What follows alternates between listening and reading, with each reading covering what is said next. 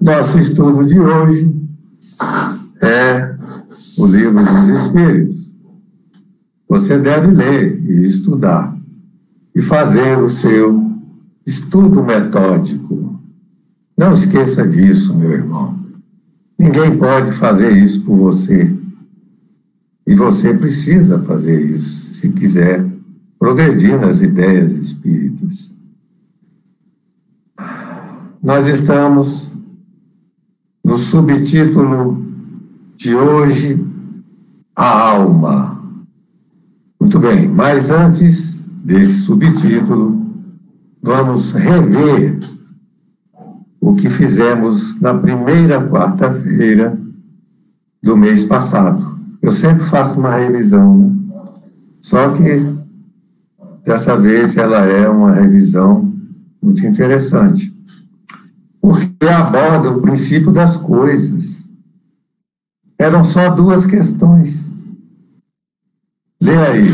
O objetivo da encarnação dos espíritos, na questão 132. Na 133, a necessidade da vida corporal para os espíritos que sempre seguiram o caminho do bem. Infelizmente, aborda o princípio das coisas, então não há uma clareza absoluta. E nós vamos ver por quê. Deus não permite que ao homem tudo seja revelado neste mundo. Referente ao conhecimento do princípio das coisas. O véu se levanta à medida que o homem se depura. São-lhe necessárias faculdades que ainda não possui. Se não temos as faculdades para perceber o princípio das coisas, não adianta tentar, não é? Não é uma questão de inteligência, é de faculdades dentro do campo da nossa percepção do mundo espiritual. O que é o universo? É a casa do Pai e tem muitas moradas. E a ciência de João. E a ciência confirma, para quem quiser investigar, que ela só investiga o que só percebe 4% desse universo. Ela sabe da existência da energia escura e da matéria escura, mas não consegue ainda chegar nelas. A casa do Pai revelou o Espiritismo. São os diferentes mundos e os diferentes meios para diferentes estados da alma. Os meios são as esferas que circundam o nosso planeta com regiões que estão aí nesse mapa amarelo, diferenciadas para o estado evolutivo dos espíritos.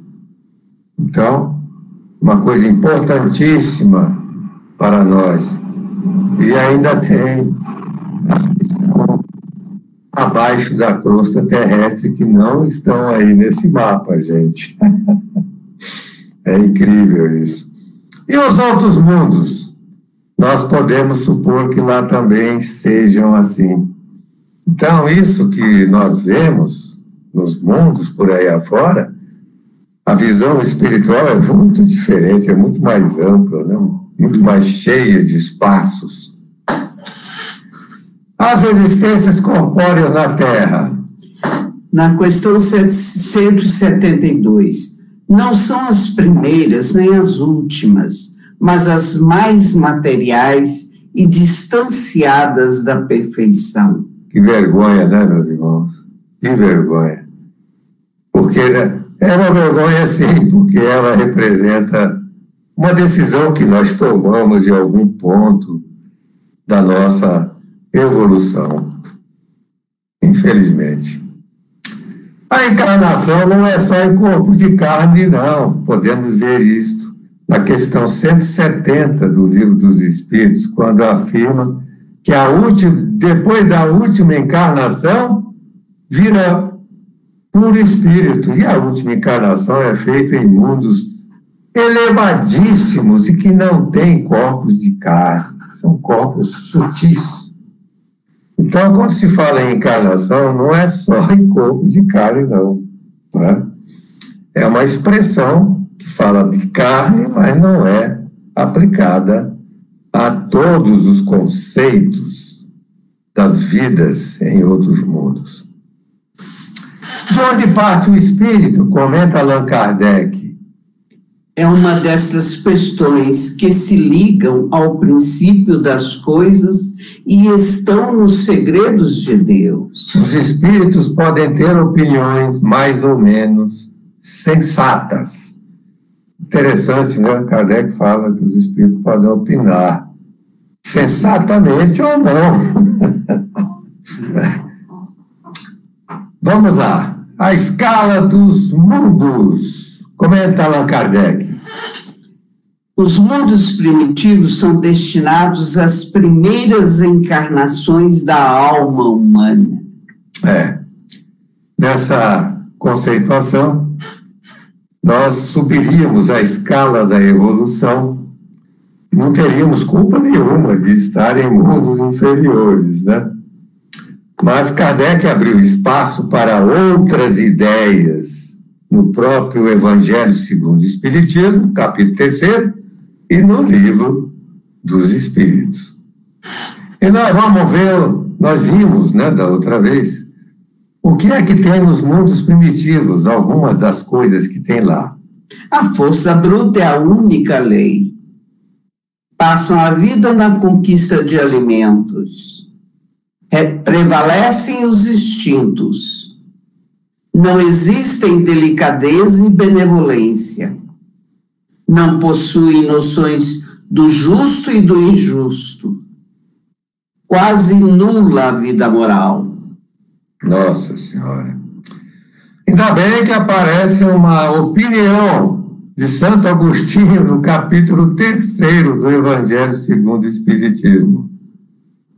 Existem mundos das almas recém-nascidas antes dos mundos primitivos, onde a alma pode caminhar para Deus, senhora de si mesmo, na posse do livre-arbítrio. Na posse do livre-arbítrio, senhora de si mesmo. Mas existem as que sucumbem. Então Deus permite-lhes ir a mundos em que, de encarnações em encarnações, podem fazer-se novamente dignas da glória a que foram destinadas. Então, meus irmãos, as que vão para os mundos primitivos são as que sucumbem e vão de encarnações em encarnações para mundos que vão subindo na escala evolutiva para fazerem-se novamente dignas da glória que foram destinadas. Muito bem. Emmanuel confirma isso no Consolador, questão 248. Confiram, vocês que gostam de conferir. 2 vezes 4, 8. 248. É sobre a queda do espírito. E as outras que não caíram? E as que podem caminhar para Deus, senhora de si mesmo, na posse do livre-arbítrio? Onde fazem a sua evolução? Está no princípio das coisas, né? Que nós não podemos penetrar profundamente. Mas evolução sem queda, Consolador 243. Jesus evoluiu em linha reta, caminhou para Deus, Senhor de si mesmo, na posse do livre-arbítrio. Segundo Santo Agostinho, no Evangelho, capítulo 3º. Mas ele não fez o percurso mundos primitivos, expiações e provas, mas ele teve que evoluir. Ele não ganhou de graça a evolução que tem. Onde ele evoluiu o mistério? Não sabemos. Né? Agora vamos à evolução com queda, que é a nossa evolução. Livro dos Espíritos, 607b. O período de humanização se dá em mundos inferiores à Terra. Inferior à Terra é o mundo primitivo, é aquele, né? Não existe nada de bom. É tudo muito cruel e grosseiro, né? Mas, exceção. Pode ser na Terra. Livro dos Espíritos, 607b. Portanto, pode ser no primitivo, mas pode ser já na Terra. Estranho. É uma queda. Como existe justiça infinita em Deus, é uma queda justa para um ou para outro. Logo, existem motivos diferenciados para as quedas. E tem mais ainda. Queda parcial. Os espíritos encarnam em mundos mais ou menos inferiores ou elevados, em corpos mais ou menos materiais ou fluídicos. Universo e Vida, irmão Áureo. Aí tem outros autores que trabalham essas ideias também. Muito bem. Então, essa queda parcial pode ser de espíritos que não caíram lá embaixo, caíram mais alto na subida evolutiva. Será que é em diferentes meios? Né? Será que a evolução sem queda também é em diferentes meios? Nós vimos o que são os diferentes meios lá atrás, né? Bom, Emmanuel afirma que existem outros tipos de queda, como aquela que vieram lá daquele planeta, do sistema de Capela, né? A Terra é um plano de vida e evolução como outro qualquer, e nas esferas mais variadas, a alma pode cair em sua rota evolutiva. Ele confirma a anterior do espiritual e lembra de Capela. E agora é Kardec, é a Gênesis, capítulo 11. A doutrina dos anjos decaídos e do paraíso perdido sofreu a prova do controle universal. É essa aí de Emmanuel. Os exilados de Capela vieram para a Terra e naquele tempo Kardec não tinha a informação de que era do sistema de Capela e ele falou do paraíso perdido que está na Bíblia. Ele confirmava com a opinião universal dos espíritos. E Kardec, na 1019, ainda diz o seguinte: os espíritos disseram: os espíritos dos maus serão excluídos da Terra e irão para mundos novos, menos adiantados. O que está acontecendo hoje? A saída dos espíritos para que a terra, dos espíritos dos maus, para que a Terra possa entrar no período de regeneração. Então tem queda para todo lado, meus irmãos. Ninguém pode ter dúvida disso. Está na doutrina espírita, sim. Muito bem. E Deus? O que é que ele faz com tantas quedas? Bom, ele deu a chance de subir sem queda, como Jesus. E os que caem, ele coloca suas leis, divinas leis, para levar todas as criaturas para o seu convívio, para o seu amor, para a sua paz. Caiu, Deus conduz. E a dor faz parte do processo de as suas leis divinas, como nós vimos no Evangelho segundo o Espiritismo, nos capítulos 5 a 10. Né? Muito bem. Vamos entrar na alma, o assunto de hoje. Será que vai ter tempo? Ai. Bom, para entrar na alma, nós temos que lembrar o Livro dos Médiuns, para uma discussão espírita, o ponto de partida. Aí está o homem, representado nesse esboço de desenho. Agora, vamos mostrar, deslocar do homem a alma do homem. Está lá. Muito bem. Está deslocada. Agora vamos matar o homem. Ao morrer o homem, o que acontece? Fica a alma. A alma do homem começa a se chamar de espírito. Então, o que é o espírito? A alma do homem. A alma do homem. Você tem um espírito? Você será um espírito um dia? Brevemente. Muito bem, brevemente. Se não acreditas ter uma alma, é bom não discutir doutrina espírita e nada, porque se você não acredita que tem essa alma, acabou a conversa. Né? Para você não existe mais nada além do corpo. Olha, mas tem mais um detalhe. O perispírito se diferencia porque ele é um corpo também, é um corpo espiritual. E tem uma essência espiritual que vibra. E Kardec definiu isso na obra Céu e Inferno, capítulo 2º, dizendo que faz essa distinção filosófica. O espírito é o conjunto perispírito mais esse espírito que vibra aí.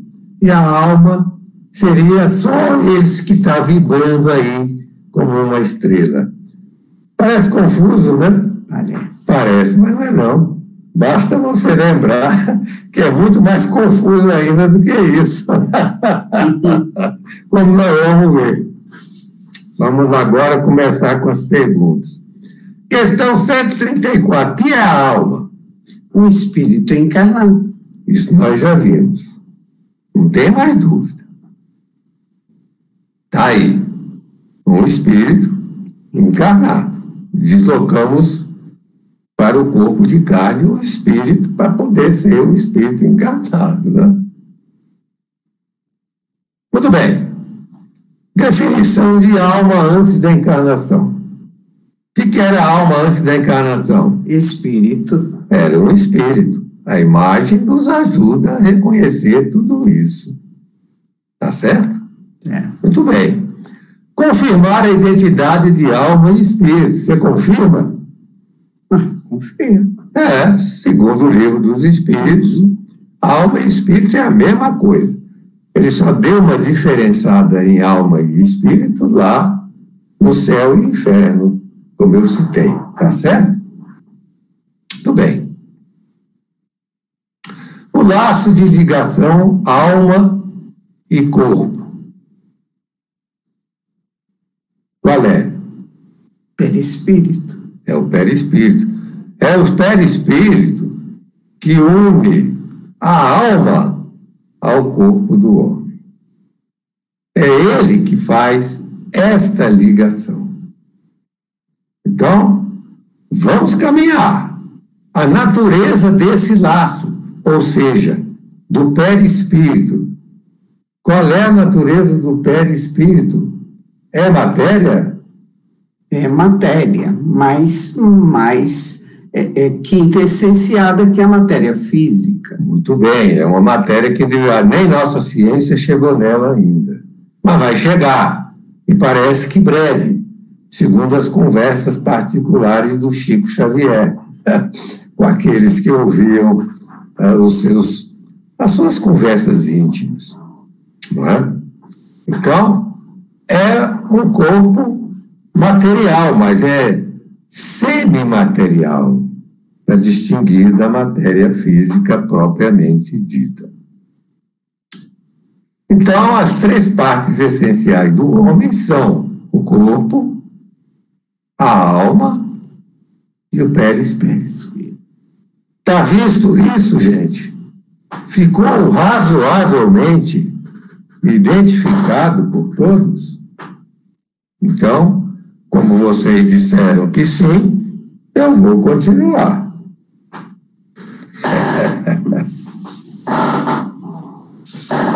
Vamos lá. A relação alma-princípio vital. Apareceu aí um amarelão aí, que é a energia da vitalidade, que forma, segundo a série André Luiz, por Chico Xavier, o corpo vital. Então, eu identifico logo como um corpo, etc. A relação da alma com o princípio vital. É uma relação, como é que você definiria essa relação? Ele. Da alma? Com o princípio vital. É só quando, bom, o princípio vital está ligado ao corpo físico. Muito bem, é isso, você acertou. Ela está ligada à vida corporal. O fluido vital é vida corporal, não é matéria, não é o perispírito, é uma energia especial que vitaliza a matéria, dá vida à matéria, toda ela, não é só do homem, não, de todos os seres. O homem, ela tem a forma também de um corpo humano, corpo vital. Muito bem. Situação do corpo sem a alma. Vamos aí apagar a alma e o perispírito. A situação do corpo sem a alma está aí, ó. Corpo físico com vitalidade. Apagou o espírito e o perispírito, é um monte de carne.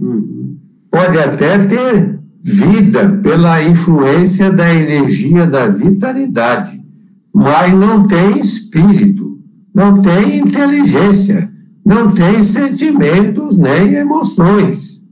É isso, em outras palavras, que está na 136b. Vamos andar. A ligação alma-corpo, um ser único.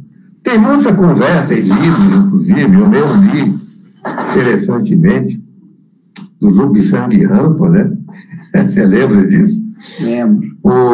O espírito poderia se ligar a dois corpos diferenciados, né?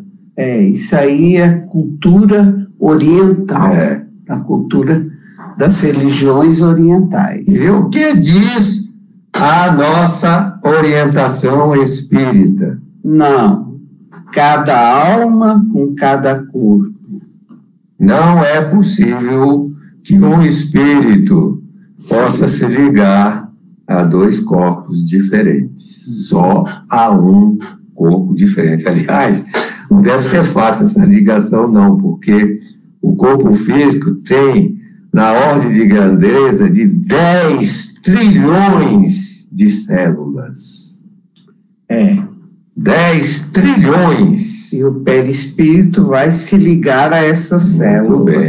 Muito bem. A complexidade dessas ligações é uma coisa fabulosa. Muito bem. A alma como princípio da vida material. De que alma estaria falando alguém que dissesse que a alma é o princípio da vida material? Ele. De que alma? Só se estivesse falando do princípio vital. Você acertou mais uma vez em cheio. Está aí ligado ao corpo. Certo? Se você faz referência a princípio da vida material, você está falando da vitalidade. Da vitalidade. Do fluido vital. E para nós hoje, ilustrados por André Luiz, do corpo vital. Corpo vital. Que, aliás, quando dá morte, ele desaparece, ele fica ligado ao corpo físico e desaparece. Muito bem. Ele não vai com o perispírito. Muito bem. Você adiantou, botou o carro na frente dos bois, mais uma vez. Então, na 139, vem a alma como centelha anímica, emanada do grande todo. Essa é conversa de muita gente, dizia Kardec. É a mesma questão do princípio vital. Não muda nada, é questão de palavras. Então, nós temos aí diferenciados em grupos o ser moral e o ser material. O que acontece na morte com o ser moral, Eli?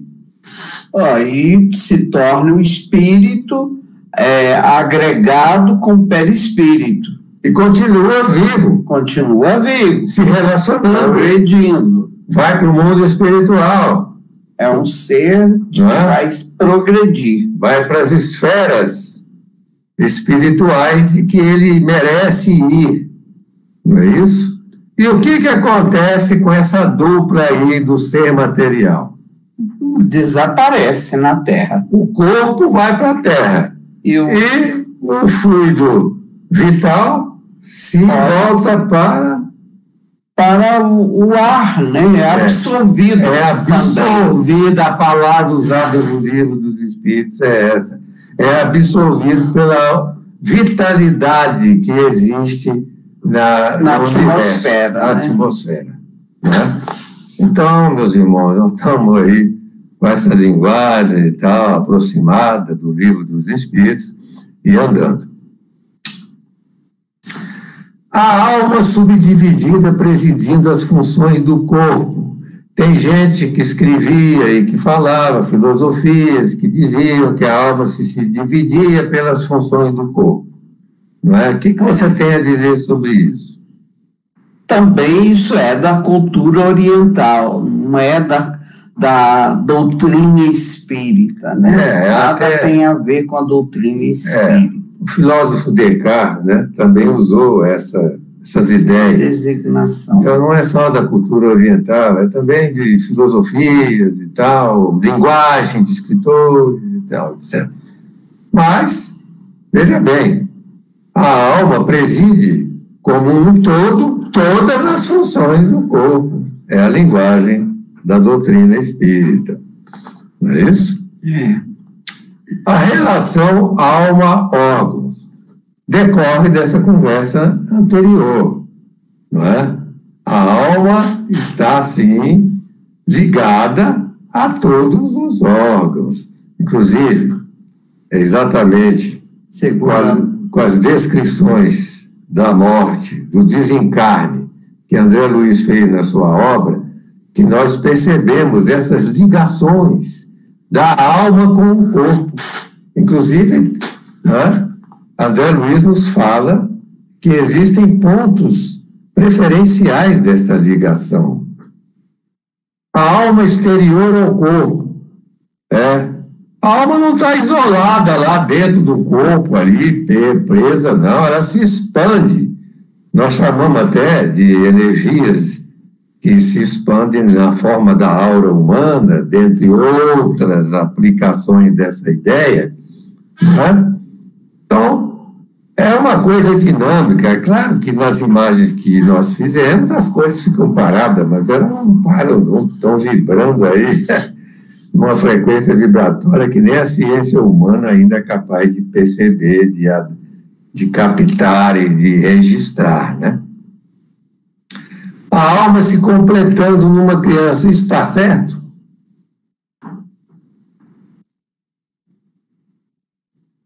Não entendi o sentido.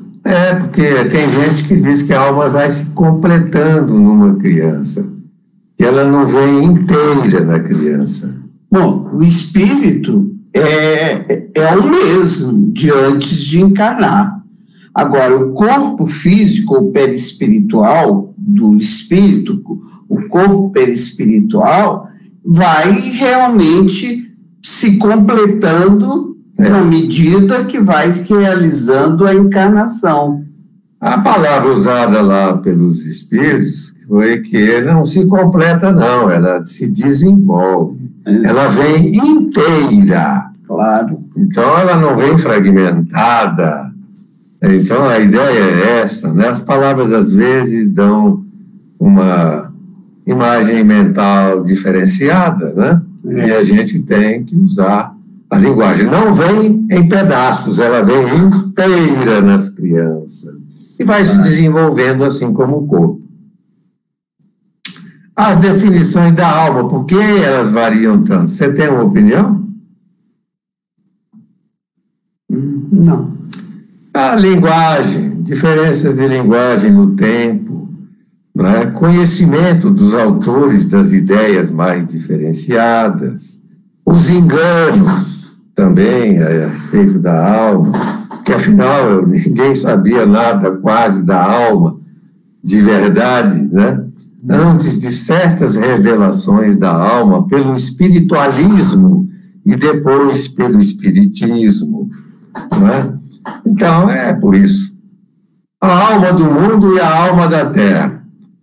Então, os espíritos disseram, Kardec perguntou, o que é isso?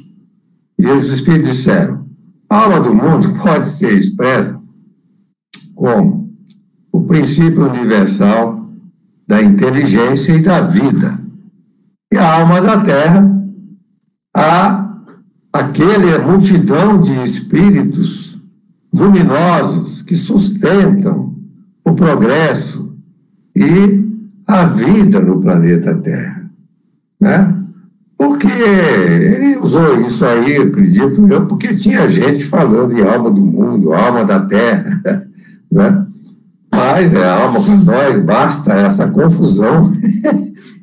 E a alma com outro sentido, outro sentido da alma individual. Exatamente. São expressões, né, que ele aí resolveu explicar também.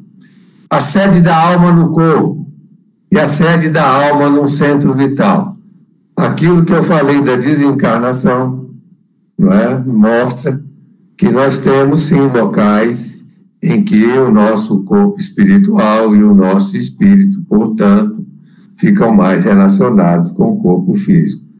Na cabeça, nos órgãos, no coração, no plexo solar, né? Principalmente. Isso aí. Mas a alma é como um todo agindo no nosso corpo. A verdade, os precursores da doutrina espírita. Muitos precursores da doutrina espírita, que são os filósofos de todos os tempos que trataram do assunto na sua linguagem, do seu tempo, e etc. E não falaram tudo, porque não foi possível falar tudo. Sócrates, Platão, Aristóteles, Descartes, por exemplo, né, falaram da alma.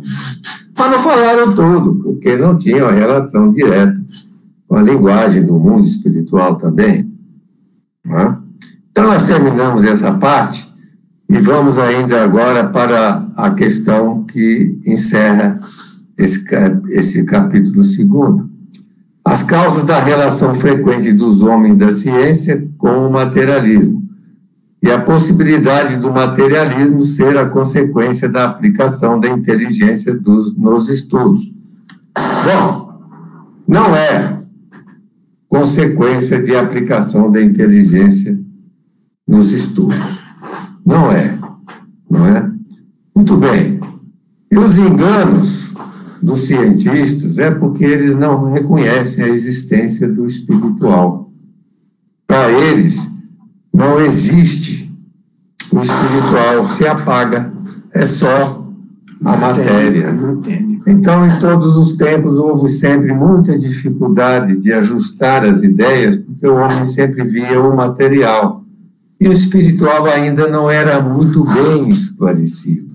Esta foi a missão da doutrina espírita, abrir um novo espaço na mente humana. E Kardec ainda comenta, se tudo se contivesse nas propriedades da matéria, o bem e o mal nada significariam. Não é?